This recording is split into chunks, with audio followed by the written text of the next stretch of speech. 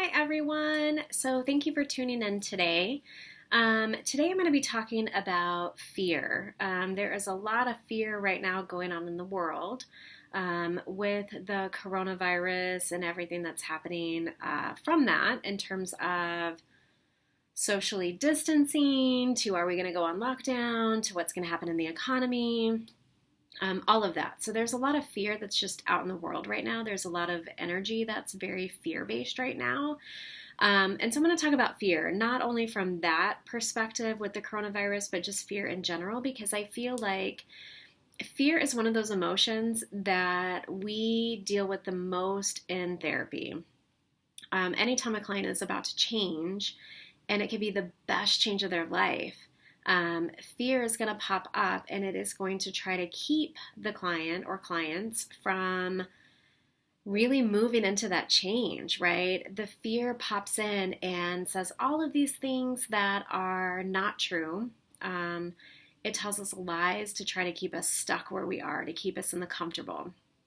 And that's okay, right? We just have to know what we're working with and we have to know what it is so that we can learn to really distinguish, is this fear valid, right? Like, should I be scared? Or is this fear not honest? Is it a lie? Is it trying to manipulate me into doubting myself or doubting this change, right? And so there's a couple ways to do that. Part of it is getting really still and really quiet. So really taking some deep breaths in through your nose, hold it out through your nose, taking some deep breaths in and out, and just really working on clearing your mind, clearing your heart, right? All of that stuff, like just getting really clear and quiet and still. And in that, what you're going to do is you're really going to start to think about, is this fear real, right? Am I in danger? Because really that's what fear is supposed to signal. Fear is a response, and this goes back to like caveman days, right? Of, oh my gosh, that tiger looks scary, I'm afraid. So it's wired into us to protect us. It is wired into us to keep us safe. That is the way that we know if we're in danger, if we're not, all of that, that fight or flight. The tricky part is that fear will, like I said, will speak to us even when we're not in a life-threatening situation or we're not in danger. And so getting quiet and getting still and really listening to our body and our heart and our gut of, am I in danger, right? Okay, so you sit with that for a minute and really think about, do I feel like I'm in danger? Do I feel like there's a threat? Okay, so let's say that your gut and your heart are saying yes, then you're going to follow that a little bit more and explore what the threat is, what the danger is, right? If it's no, right? So I'm picturing like a flow chart in my mind, right? Like if yes, go this way. If no, go this way. If it's no, you are going to really have to think, okay, so am I going to let fear control me? And you have to sit with that and you have to be able to release that control that fear has over you. And I know as I say that, it's way easier said than done because you're working against a system whose only motivation is to keep you safe and to keep you in your normal zone, right? And fear is going to do that again, no matter if it's a great change, if it's a bad change, it doesn't matter. Okay, but that's where slowing down and really listening to yourself can be helpful because you can determine if that fear is legitimate, if you should stay, if that change is risky, or do you still go? Okay. And I'll share an example. So the last group practice that I was at, I was there for a while. It was an amazing experience, but when I decided to leave and come to this practice at Affinity Counseling, I knew in my heart and in my gut that that's what I wanted to do and that's what I needed to do. I knew that that was right for me, okay? As I got closer to making that change, fear was really loud, right? Fear kept telling me horrible things, right? Fear plays on our insecurities. And so fear was telling me, you're not going to have any clients. You're going to be the worst therapist ever when you move. Like you're only doing a good job because of the practice that you're at. It was making me doubt myself, thinking like, okay, is it really what I want? Is it really what I need? It made me question all of that. right? So again, I would have to go back to taking some deep breaths and really breathing and really getting recentered on what I knew in my heart and in my gut were right for me. Obviously, there were some things that happened with that change. I mean, everybody's still on really good terms and all of that, but it changed relationships, right? Things are a little bit different. Some relationships that I had are even closer. Some were not as close, and that's okay. That's what happens. The people who are meant to be in my life are still in my life, right? Because I'm on the path that I need to be on. I'm aligned with who I need to be and what I need to be doing. And so that's something else that you can think about too as you get quiet and as you get still, is really think about, am I doing what I need to be doing for me?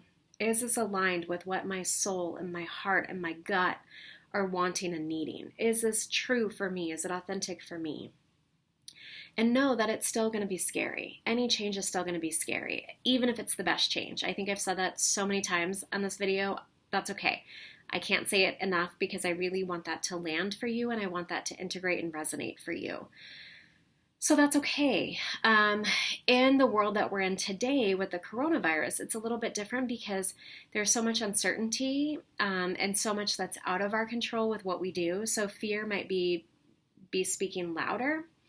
It might be saying scarier things to you. It might be paying a lot of attention to news sources or outlets that are not completely true and making up information to keep you in that fear response, okay? And so you really want to limit any external fear triggers that you can. So if you are finding that you're getting more stressed or any of that from like the news, just again, given what's going on in the world, limit that. I would also talk to somebody who's safe, right? So if you have somebody who is emotionally, mentally, physically safe for you to talk to, which I hope everybody has at least one of those people. If not, come and see us. We're happy to be your safe person. Talk to them about the fear, right? I think what you'll find, like when I left, let me backtrack. When I was leaving my last practice to come to Affinity Counseling, I remember having a lot of fear about it, like I said earlier, and I would talk to some of my closest friends, and I would say, you know, there's part of me that knows that this is right, and there's part of me that's really scared, like, what if I fail, right? And it was so validating to hear that it's normal. It's normal to have both of those parts. It's normal to know that it's the right thing and to be scared. It's normal to know that you're moving in the right direction and afraid that you're going to fail, right? Because when something matters to you, you don't want to fail. And so even just validating, even like speaking it and getting validation from people was so helpful for me, because then I didn't feel like I was in it alone. I didn't feel like I was crazy. I didn't feel like there was anything wrong with me. I felt like it was okay. It was going to be okay, right?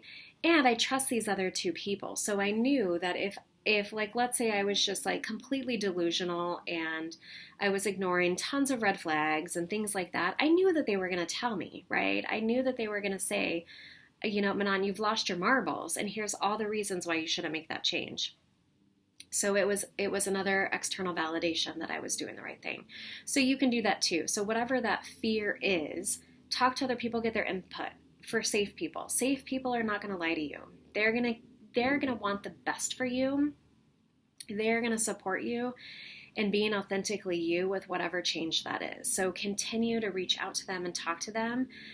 I would also encourage you, lastly, to really pay attention to what those blocks are that keep you from moving, right? So when that fear gets loud, what is it that keeps you stuck and believing the fear? Okay? Really pay attention to that, and you might even just reflect on it. You might journal it. You might throw in some earbuds and listen to some bilateral music on Spotify or Pandora or something, and really think about those blocks and try to process some of that, because I think that would be helpful. And you might think about, where did I learn that? Is that a thing that I learned in childhood? Did I learn that in another relationship? Was that something I learned at work? Is that a new thing?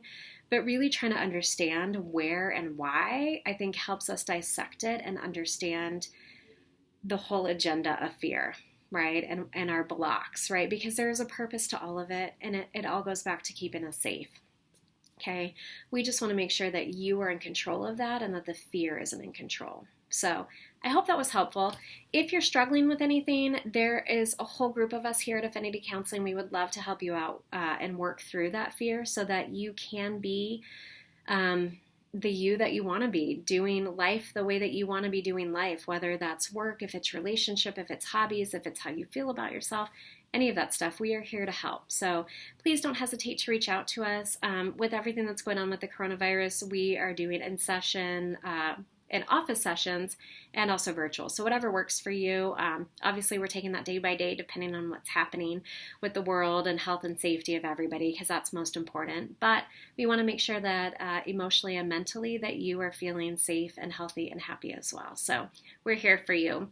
If there's anything that you would like me to elaborate on or explain more, feel free to send us a comment so that I can do more videos on that or send out more information. Okay, hope you're having a good day.